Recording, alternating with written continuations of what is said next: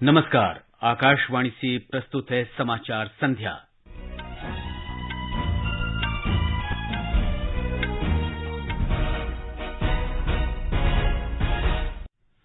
प्रधानमंत्री नरेंद्र मोदी कल नई दिल्ली में आतंकवादी वित्त पोषण को रोकने के लिए तीसरे मंत्रिस्तरीय सम्मेलन नो मनी फॉर टेरर को संबोधित करेंगे। पर्यावरण मंत्री भूपेंद्र यादव ने कहा, जलवायु परिवर्तन पर भारत घरेलू और बहुस्तरीय सहयोग करने के लिए प्रतिबद्ध। गुजरात विधानसभा चुनाव के दूसरे चरण के लिए नामांकन समाप्त, नामांकन पत्रों की कल जांच। प्रवर्तन निदेशालय की झारखंड के मुख्यमंत्री हेमंत सोरेन से धन शोधन मामले में रांची में पूछताछ जारी।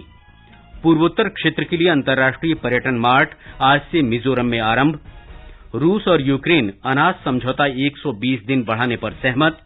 और भारत और न्यूजीलैंड के बीच पहला T20 क्रिकेट मैच कल वेलिंगटन में खेला जाएगा। समाचार संध्या के साथ मैं मुकेश कुमार। प्रधानमंत्री नरेंद्र मोदी कल नई दिल्ली में आतंकवादी वित्त पोषण को रोकने के लिए तीसरे मंत्रिस्तरीय सम्मेलन नो मनी फॉर टेरर को संबोधित करेंगे। 2 दिन के इस सम्मेलन से आतंकवाद को मिलने वाले धन पर रोक लगाने के लिए प्रभावी विचार विमर्श किया जाएगा। इस सम्मेलन से आतंकवादियों के धन स्रोत रोकने में वैश्विक सहयोग को बढ़ावा मिलेगा। राष्ट्रीय अन्वेषण अभिकरण NIA के महानिदेशक दिनकर गुप्ता ने आज नई दिल्ली में बताया कि सम्मेलन में 70 से अधिक देश उपस्थित रहेंगे।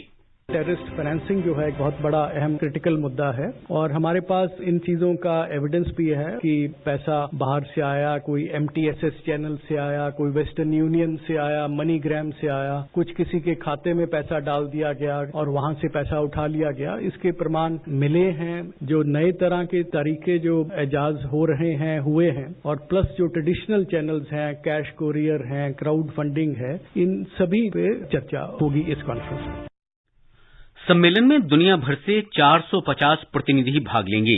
सम्मेलन के दौरान 4 सत्रों में विचार विमर्श होगा। आतंकवाद और आतंकी वित्त के चलन पर पहले सत्र की अध्यक्षता गृह मंत्री अमित शाह करेंगे। गुजरात में विधानसभा चुनाव के दूसरे चरण के लिए नामांकन दाखिल करने की प्रक्रिया आज समाप्त हो गई। नामांकन पत्रों की जांच कल की जाएगी। पहले चरण के चुनाव के लिए नाम वापस लेने का भी आज अंतिम दिन था। इस चरण में 182 विधानसभा सीटों में से 89 सीटों पर 1 दिसंबर को वोट डाले जाएंगे। 999 उम्मीदवार चुनाव मैदान में हैं। विधानसभा के दूसरे चरण का मतदान 5 दिसंबर को होगा। हमारे संवाददाता ने बताया है कि राज्य में प्रचार अभियान जोरों पर है। विधानसभा चुनाव के लिए सत्तारूढ़ भाजपा कल से आक्रामक प्रचार अभियान शुरू करेगी। पार्टी के प्रदेश अध्यक्ष CR पाटिल ने मीडिया को बताया कि केंद्रीय मंत्रियों के साथ साथ पूर्व मंत्री और पार्टी के वरिष्ठ नेता कल से 82 विधानसभा सीटों पर प्रचार करेंगे। भाजपा नेता आने वाले 3 दिनों में जनसभाएं संबोधित करेंगे और घर घर जाकर प्रचार भी करेंगे। इस बीच कांग्रेस के स्टार प्रचारक दिग्विजय सिंह आज पार्टी के राजनीतिक प्रचार में शामिल हुए। संजीव शर्मा के साथ अपर्णा खून, आकाशवाणी समाचार, अहमदाबाद। प्रवर्तन निदेशालय झारखंड के मुख्यमंत्री हेमंत सोरेन से साहिबगंज में कथित अवैध खनन पट्टे से जुड़े धन शोधन मामले में पूछताछ कर रहा है। श्री सोरेन आज दोपहर लगभग 12:30 बजे कड़ी सुरक्षा व्यवस्था के बीच निदेशालय के कार्यालय पहुंचे। 1000 करोड़ रुपए से अधिक की कथित खनन घोटाले में उनसे पूछताछ के लिए केंद्रीय जांच एजेंसी ने 100 से अधिक सवालों की एक सूची तैयार की है। दिल्ली से निदेशालय के अधिकारियों की एक टीम रांची पहुंची। इस मामले में हेमंत सोरेन के राजनीतिक सहयोगी पंकज मिश्रा और 2 अन्य बच्चू यादव और प्रेम प्रकाश को पहले ही गिरफ्तार किया जा चुका है। जिला प्रशासन ने रांची में धारा 144 लागू कर दी है। तरल पेट्रोलियम गैस LPG सिलेंडर पर जल्द ही QR कोड अंकित होगा, जिससे इसका प्रबंधन करने में मदद मिलेगी। केंद्रीय पेट्रोलियम मंत्री हरदीप सिंह पुरी ने कहा है कि मौजूदा सिलेंडरों पर QR कोड चिपकाया जाएगा, जबकि नए सिलेंडरों पर इसे जोड़ दिया जाएगा। उन्होंने कहा कि QR कोड के व्यवस्था शुरू होने से सिलेंडरों की चोरी और अन्य समस्याओं का समाधान करने में मदद मिलेगी और गोदामों में बेहतर प्रबंधन होगा। इंडियन ऑयल कॉरपोरेशन के अध्यक्ष श्रीकांत माधव वैद्य ने आकाशवाणी को बताया कि पहले इसे दिल्ली में प्रायोगिक तौर पर शुरू किया जा रहा है। इसके बाद अगले 3 से 6 महीनों में सभी घरेलू LPG सिलेंडरों पर QR कोड लगा दिया जाएगा।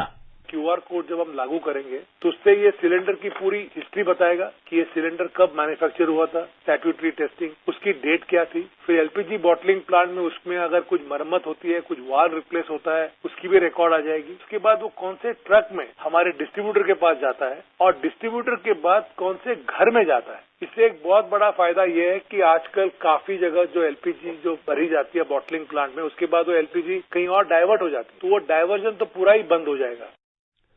केंद्रीय सामाजिक न्याय और अधिकारिता राज्य मंत्री रामदास अठावले ने कहा है कि जम्मू कश्मीर में विकास और शांति प्रधानमंत्री नरेंद्र मोदी के नेतृत्व वाली सरकार की सर्वोच्च प्राथमिकता है। श्री अठावले जनसंपर्क अभियान के अंतर्गत रियासी के एक दिवसीय दौरे पर थे। उन्होंने कहा कि सरकार विभिन्न योजनाओं के अंतर्गत जम्मू कश्मीर के युवाओं को रोजगार के अधिक अवसर प्रदान करना चाहती है। श्री अठावले ने कहा कि जम्मू कश्मीर में कई केंद्रीय योजनाएं पूरी तरह लागू हुई हैं। केंद्रीय पर्यावरण मंत्री भूपेंद्र यादव ने मिस्र के शर्म अल शेख में COP27 में आयोजित लघु द्वीपीय विकासशील राष्ट्रों में सुदृढ़ आधारभूत अवसंरचना को प्रोत्साहन सत्र में भाग लिया। श्री यादव ने कहा कि जलवायु परिवर्तन पर भारत घरेलू और बहुस्तरीय सहयोग करने के लिए प्रतिबद्ध है। उन्होंने कहा कि तुलनात्मक रूप से भारत में प्रति व्यक्ति कार्बन उत्सर्जन वैश्विक औसत का 1/3 है। ये समाचार हमारी वेबसाइट newsonair.com/hindi और हमारे mobile app news on AIR पर भी उपलब्ध हैं। समाचार संध्या में आपका स्वागत है। पूर्वोत्तर क्षेत्र के लिए 3 दिन का अंतर्राष्ट्रीय पर्यटन मार्ट आइजोल में आरंभ हो गया है। केंद्रीय पर्यटन, संस्कृति और पूर्वोत्तर क्षेत्र विकास मंत्री जी किशन रेड्डी ने इस आयोजन का उद्घाटन करने के पहले संवाददाताओं से कहा कि प्रधानमंत्री नरेंद्र मोदी के नेतृत्व में केंद्र सरकार का ध्यान पूर्वोत्तर क्षेत्र में आधारभूत अवसंरचना के विकास पर केंद्रित है।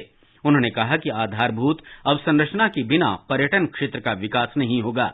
इसलिए पर्यटन मंत्रालय इस क्षेत्र के सभी राज्यों में अंतर्राष्ट्रीय पर्यटन मार्ट का आयोजन कर रहा है। केंद्रीय मंत्री ने कहा कि अंतर्राष्ट्रीय पर्यटन मार्ट का उद्देश्य घरेलू और अंतर्राष्ट्रीय बाजार में पर्यटन की संभावनाओं को सामने लाना है। उन्होंने कहा कि अंतर्राष्ट्रीय पर्यटन मार्ट G20 में पर्यटन की प्राथमिकताओं पर केंद्रित है। पर्यटन मंत्रालय पर्यटन को बढ़ावा देने के लिए प्रसाद योजना और स्वदेश दर्शन जैसी अनेक योजनाएं चला रहा है। काशी तमिल संगमम कार्यक्रम आज वाराणसी में शुरू हो गया है। ये कार्यक्रम 1 महीने तक चलेगा। तमिलनाडु से पहला शिष्टमंडल कल देर रात वाराणसी पहुंचेगा। काशी वासी और वाराणसी में रह रहे तमिल मूल के लोग संगमम को लेकर काफी उत्साहित हैं। आकाशवाणी समाचार से विशेष बातचीत में वाराणसी में रहने वाले 5वीं पीढ़ी के तमिल और काशी विश्वनाथ न्यास के सदस्य श्री वेंकट रामन ने कहा कि दुनिया भर में रहने वाले तमिलनाडु मूल के लोग इस संगमम को लेकर बहुत उत्साहित हैं। ये जो प्रथम बार काशी में इस तरह का तमिल समागम प्रधानमंत्री के द्वारा आयोजन हो रहा है काशी में और तमिलनाडु के अलावा जो विदेशों में तमिल लोग रहते हैं, आप सभी लोग बहुत ही आनंदित हैं, बहुत ही गौरव इस समय अपने को महसूस कर रहे हैं। इसलिए इस तरह का जो तमिल समागम हो रहा है सभी आने को इच्छुक है। प्रधानमंत्री नरेंद्र मोदी शनिवार को बनारस हिंदू विश्वविद्यालय के एमपी थिएटर ग्राउंड में संगमम का औपचारिक उद्घाटन करेंगे। केंद्रीय वाणिज्य और उद्योग मंत्री पीयूष गोयल ने मीडिया और मनोरंजन उद्योग को अपने विषय सामग्री का स्वनियमन करने का आह्वान किया है। उन्होंने कहा कि स्वनियमन के अभाव में समाज सरकारी हस्तक्षेप की मांग करेगा। श्री गोयल ने भारतीय उद्योग परिसंघ की बिग पिक्चर समिट 2022 के समापन सत्र को संबोधित किया। उन्होंने कहा कि देश में शूटिंग के लिए अनुमति देने की प्रक्रिया को सरल बनाया जाना चाहिए और इसके लिए एकल खिड़की प्रणाली स्थापित की जानी चाहिए।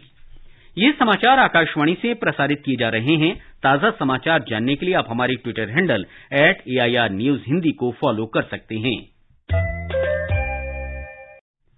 ये आकाशवाणी है। रूस और यूक्रेन ने अनाज समझौता अगले 120 दिन तक बढ़ाने पर सहमति व्यक्त की है। ये समझौता शनिवार को समाप्त हो रहा है। इस समझौते से यूक्रेन के बंदरगाहों से काला सागर में अनाज निर्यात करने का सुरक्षित गलियारा उपलब्ध होगा। यह समझौता संयुक्त राष्ट्र और तुर्की के मध्यस्थता से संपन्न हुआ है। संयुक्त राष्ट्र महासचिव अंतोनियो गुतरश ने इस समझौते का स्वागत किया है। नेपाल के चुनाव आयोग ने आगामी प्रतिनिधि सभा और प्रांतीय विधानसभा चुनावों के लिए भारत के मुख्य निर्वाचन आयुक्त राजीव कुमार को अंतर्राष्ट्रीय पर्यवेक्षक के रूप में आमंत्रित किया है। नेपाल में प्रतिनिधि सभा के 275 सदस्यों और 7 प्रांतीय विधानसभाओं की 550 सीटों के लिए इस महीने की 20 तारीख को चुनाव होगा। आकाशवाणी समाचार सेवा प्रभाग की महानिदेशक डॉक्टर वसुधा गुप्ता को आकाशवाणी महानिदेशक का अतिरिक्त प्रभार सौंप दिया गया है। 1989 बैच की भारतीय सूचना सेवा की अधिकारी डॉक्टर गुप्ता ने 32 साल से अधिक के कार्यकाल में सूचना और प्रसारण मंत्रालय की कई इकाइयों में विभिन्न पदों पर कार्य किया है। भारत और न्यूजीलैंड के बीच 3 2020 क्रिकेट मैचों की श्रृंखला का पहला मैच कल दोपहर 12 बजे से वेलिंगटन में खेला जाएगा। आकाशवाणी से मैच का आंखों देखा हाल 11:30 बजे से FM रेनबो और अतिरिक्त मीटरों पर प्रसारित किया जाएगा। दक्षिण कोरिया में एशियाई एयरगन चैंपियनशिप में आज भारतीय महिला जूनियर पिस्टल टीम ने स्वर्ण और सीनियर महिला टीम ने रजत पदक जीत लिया है। जूनियर वर्ग में मनु भाकर, ऐशा सिंह और शिखा नरवाल की टीम ने 10 मीटर एयर पिस्टल स्पर्धा में मेजबान टीम को हराकर स्वर्ण पदक जीता। पलक, रिधम, सांगवान और युविका तोमर की सीनियर टीम को फाइनल में कोरिया के हाथों हार का सामना करना पड़ा। चैंपियनशिप में भारत के 23 स्वर्ण, 9 रजत और 4 कांस्य सहित कुल 36 पदक जीतकर पदक तालिका में शीर्ष स्थान पर है। उत्तर भारत में आने वाले दिनों में सर्दी बढ़ने की संभावना है। हिमालय से आने वाली उत्तर पश्चिम हवाएं गंगा के मैदान तक पहुंचेंगी और पूरे क्षेत्र के तापमान में गिरावट आ सकती है। भारतीय मौसम विभाग ने कहा है कि आने वाले कुछ दिनों में पश्चिमी हिमालय क्षेत्र में हल्की से मध्यम वर्षा और हिमपात होने की आशंका है। दक्षिण भारत में दक्षिण पूर्व बंगाल की खाड़ी और उससे सटे अंडमान सागर के ऊपर कम दबाव का क्षेत्र बना हुआ है।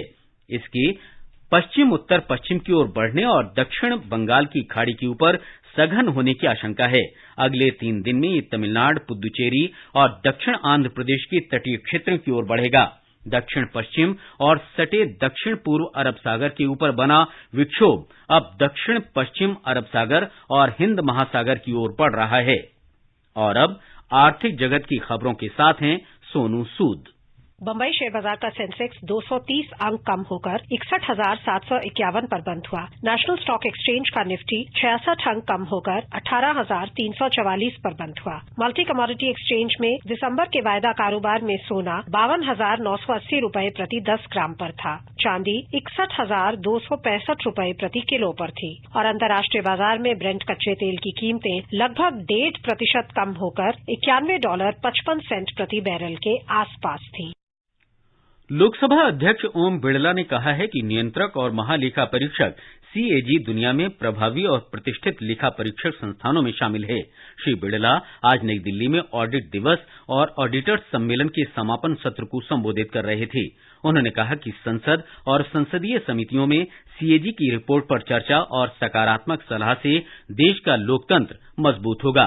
उन्होंने कहा कि CAG रिपोर्ट पर संसद में चर्चा दलगत राजनीति से ऊपर उठकर होती है और राष्ट्रहित में फैसले लिए जाते हैं। थलसेना प्रमुख जनरल मनोज पांडे फ्रांस की 4 दिन की यात्रा पर हैं। उन्हें आज पेरिस में गार्ड ऑफ ऑनर दिया गया। उन्होंने फ्रांस के सेना प्रमुख जनरल पीरे शिल के साथ बातचीत की और परस्पर हित के मुद्दों पर चर्चा की। एक औपचारिक समारोह में उन्होंने आर्क डी ट्रायम्फ में वीर जवानों को पुष्प चक्र अर्पित कर श्रद्धांजलि दी। राष्ट्रीय छात्रवृत्ति योजना के अंतर्गत वर्ष 2022-23 के लिए आवेदन की अंतिम तिथि 30 नवंबर तक बढ़ा दी गई है। इस योजना के अंतर्गत कक्षा 8वीं के बाद पढ़ाई छोड़ने वाले आर्थिक रूप से कमजोर वर्ग के विद्यार्थियों को शिक्षा जारी रखने के लिए छात्रवृत्ति प्रदान की जाती है। अंत में मुख्य समाचार एक बार फिर। प्रधानमंत्री नरेंद्र मोदी कल नई दिल्ली में आतंकवादी वित्त पोषण को रोकने के लिए तीसरे मंत्रिस्तरीय सम्मेलन नो मनी फॉर टेरर को संबोधित करेंगे। पर्यावरण मंत्री भूपेंद्र यादव ने कहा, जलवायु परिवर्तन पर भारत घरेलू और बहुस्तरीय सहयोग करने के लिए प्रतिबद्ध।